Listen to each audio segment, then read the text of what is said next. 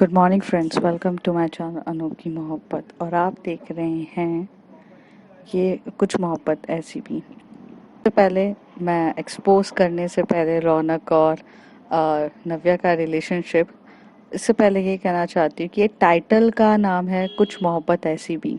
ये टाइटल इसलिए है क्योंकि ऐसी मोहब्बत जो करना नहीं चाहते थे बट एक मिशन को ध्यान में एग्जीक्यूट करते करते इन्हें प्यार हो जाता है।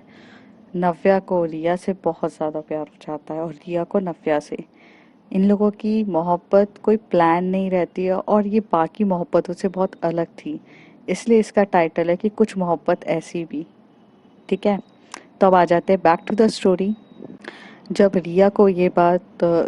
रिया नव्या से ये सवाल पूछती कि रौनक और उसका रिलेशन क्या है, तब नव्या बोलती है, तभी वो कहती है कि मैं रौनक की पार्टनर हूँ, business partner, not life partner. Raunak के बिजनेस को संभालने की जिम्मेदारी मेरी थी। हालांकि हम लोग एक मिले रहते हैं एक पर्टिकुलर मिशन में। वो मिशन मुझे कमिश्नर ने टास्क दिया था और जिसमें रौनक मुझे असिस्ट कर रहा था। हम फर्स्ट टाइम मिले थे सिटी में, जहाँ पर हमें ये टेररिस्ट लोगों को हटाना था, जहाँ पर मुझे रौनक ने बहुत ज़्यादा असिस्ट किया था।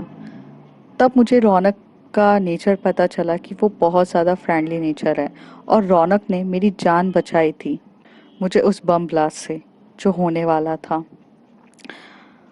उस दिन से मेरे अंदर रौनक के लिए एक बहुत बड़ी इज्जत बढ़ गई थी क्योंकि he was a saviour, life saviour person. कब हमारी दोस्ती हो गई हमें भी पता नहीं चला। हमने कई मिशंस एक साथ करे और रौनक मेरे से हर चीज़ शेयर करने लगा था। रौनक ने मुझे अपनी फैमिली के बारे में बताया, हर एक चीज़ बताई। और उसने मुझे ये भी बताया कि उसके जो दादाजी हैं वो ये चाहते हैं कि वो बिजनेस को बिजनेस को एक्सपैंड करे। और वो मुझे कहता था कि उसे कुछ समझ में नहीं आता कि न्यू न्यू आइडियाज़ कहाँ से लाए और बिजनेस को एक्सटेंड करे। तब उसने मुझे बहुत सारी चीज़ें बताई थी, तो मैंने उसको सिर्फ एक ऐसे ही एक बिजनेस आइडिया दे दिया था क्योंकि मुझे बिजनेस में पहले से बहुत ज़्यादा इंटरेस्ट था।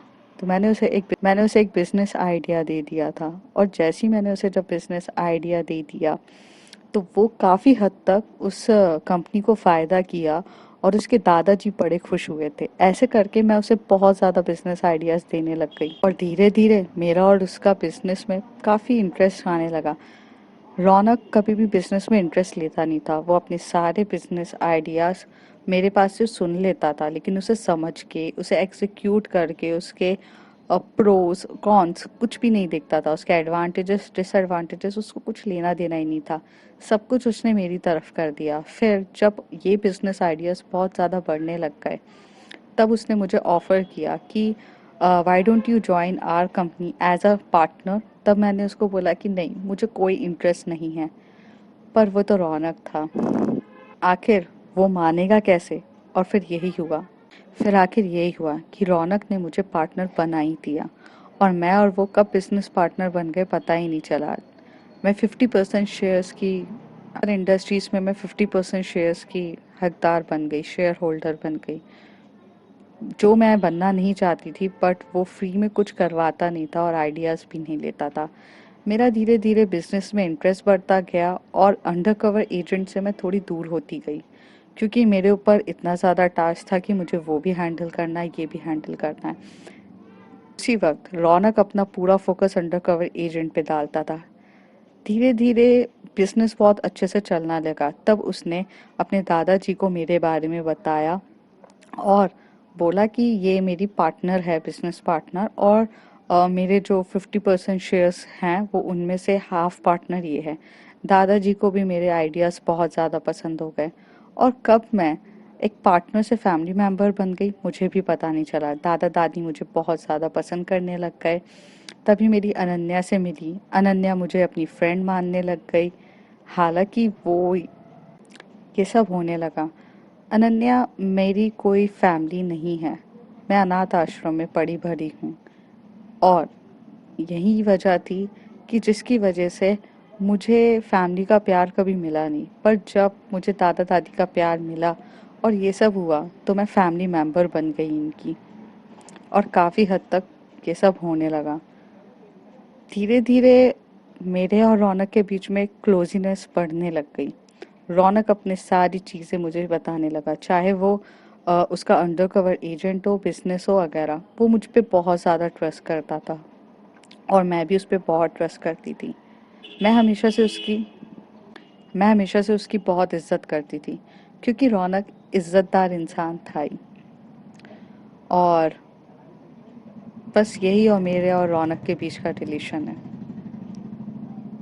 मैं actually under cover agent commissioner के थ्रू बनी हूँ, जिसको आज आप सब जानते हैं कि कमिश्नर हैं। वो एक्चुअली में मुझे अनाथ आश्रम छोड़ने वाले वो ही थे। जब वो इंस्पेक्टर थे तब उन्होंने मुझे अनाथ आश्रम छोड़ा था, और उन्होंने ही मुझ में वो सब काबिलियत देखकर मुझे बड़े होके अंडर कवर एजेंट के रूप में डाला, और उन्होंने ही मुझे रौनक से मिलवाया था। और ऐसे करके रौनक मेरी ज़िंदगी का एक इम्पॉर्टेंट पार्टनर बन गया। रौनक के दोस्त हैं जॉश और हालिया। रौनक ने मुझे अपने फैमिली मेम्बर की तरह ट्रीट किया, तो ये सब भी मेरे अपने बन गए। ऐसे करके मेरा और ये रौनक का रिलेशन है, एक pure friendship with a pure partnership. मैं ये दोनों हैं। तभी रिया पूछती है, क्या आपको कभी रौनक से प्यार नहीं हुआ, या कभी रौनक को आपसे प्यार नहीं हुआ? तभी नव्या आंसर देती है, प्यार बहुत बड़ी वर्ड होता है। मुझे इसका मतलब तब तक नहीं पता था जब तक मैं तुमसे नहीं मिली थी। मुझे ज़िंदगी में पहली बार मोहब्बत हुई। पहली बार वो फीलिंग्स जो भी आई, वो सब सिर्फ तुम्हारे लिए आई है रिया। मैंने तो अपने दिल के दरवाजे बहुत पहले से क्लोज करके रखे थे। रौनक के जाने के बाद मेरा सिर्फ और सिर्फ एक ही मकसद था कि मुझे बदला लेना है तुम्हारे डैड से। पर उस ड्यूरेशन में इतनी सारे अपने फीलिंग्स को कंट्रोल करने के बाद भी तुम मेरी फीलिंग्स में कंट्रोल नहीं रहने दिया, और तुम मेरे कब मेरी इतनी क्लोज आ गई, मुझे इतना प्यार करने लग गई कि मैं समझ ही नहीं पाई। तो मैंने ज़िंदगी में प्यार सिर्फ तुमसे किया है। और रही बात रौनक की, तो मैं रौनक से भी प्यार करती थी, बट मेरा प्यार रौनक से ये इस तरीके का प्यार नहीं था। एक मेंटोर की तरह मेरा उसके प्रति प्यार था, एक लाइफ सेवियर के थ्रू एक प्यार था, एक प्रॉपर दोस्ती की तरह मैं उससे प्यार करती थी, एक प्रॉपर पार्टनर की तरह मैं उससे प्यार करती थी।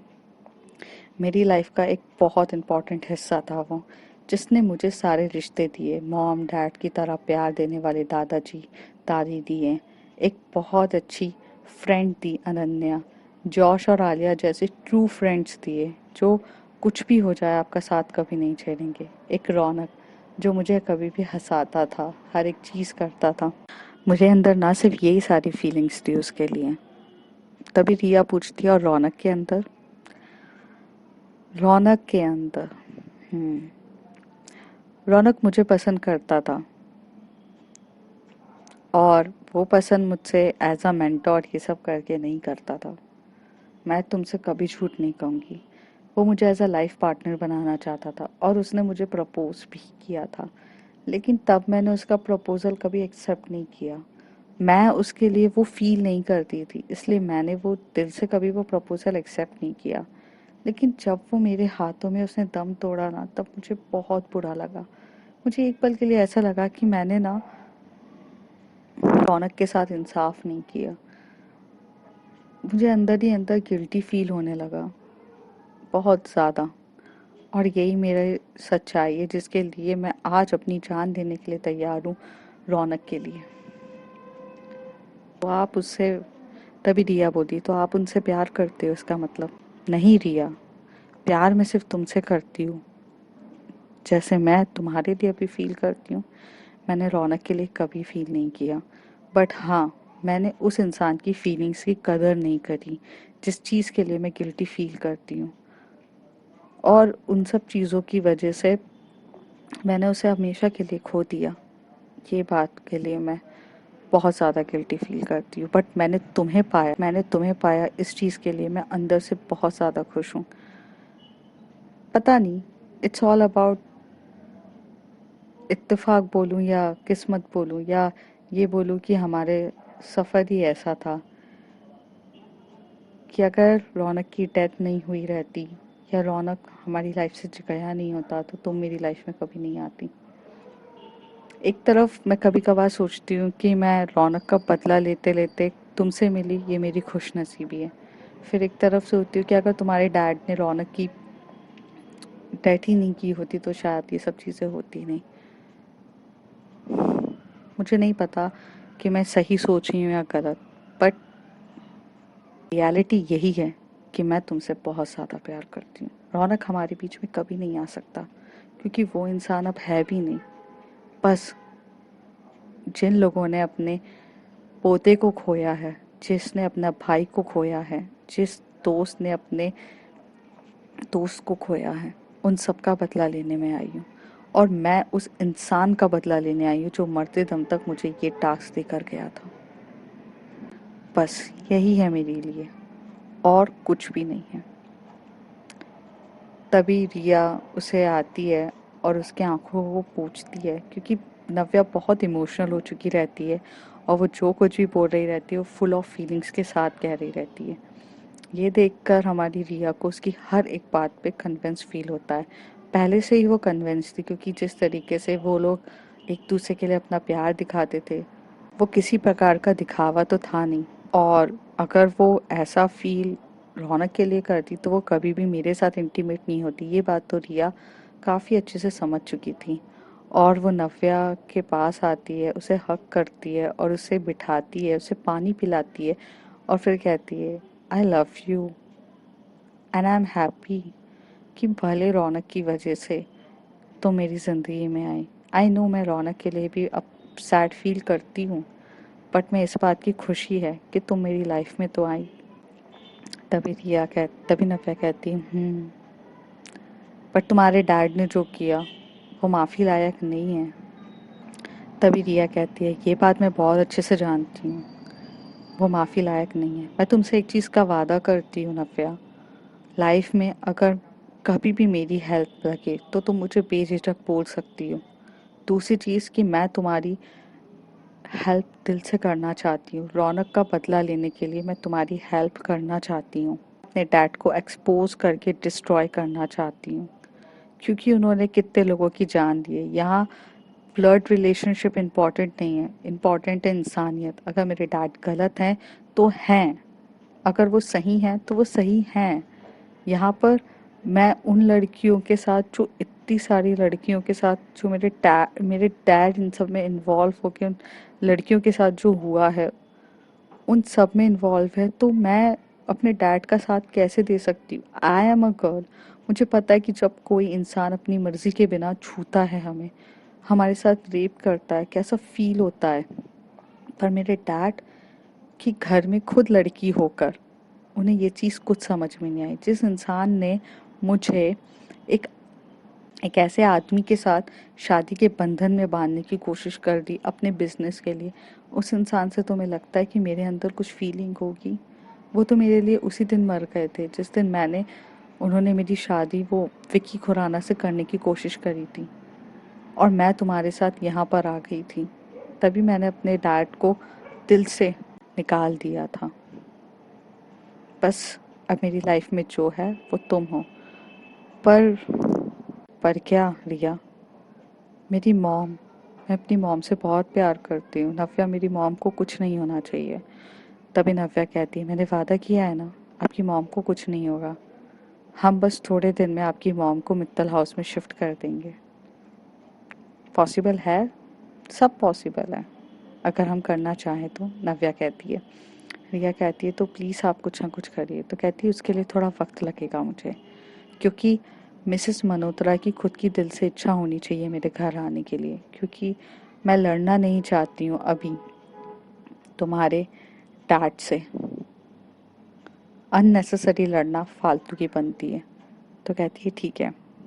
उतनी देर में ये लोग जब बात कर रहे रहते हैं तो नव्या का फ़ोन बजता है और वो कमिश्नर का रहता है और वह कहती है कमिश्नर का फ़ोन आ रहा है, मैं अटेंड करती हूँ। और वो जैसे ही फ़ोन अटेंड करती है तो उसे बहुत सी चीज़ें कमिश्नर बता रहे रहते हैं और उनसे कहते हैं कि तुम इधर आओ जल्दी से, मुझे तुम्हें कुछ बहुत सारी अर्जेंट बातें बतानी हैं और बहुत ज़रूरी है। ये सुन के नव्या कहती है कि हाँ मैं पक्का आ रही हूँ, आप मेरा थोड़ा सा 10-15 मिनट दीजिए, मैं और जॉश और नताशा हम सब पहुँच रहे हैं।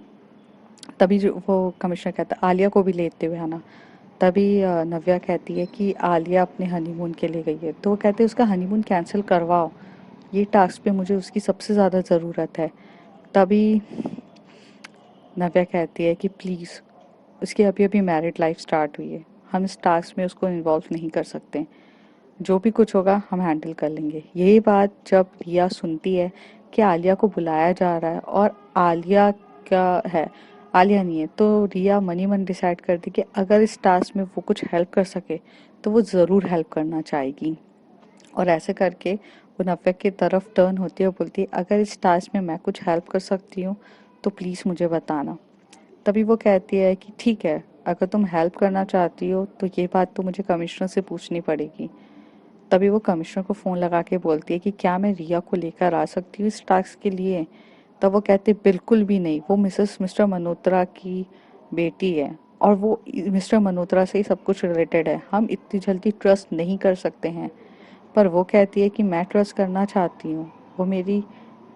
तभी तभी कमिश्नर कहता है हाँ मैं जानता हूँ वो तुम्हारी वुड बी वाइफ है, बट मैं ये चीज़ को रिस्क पे नहीं ले सकता, तुम्हें आना है, अकेले आना है। Okay, bye.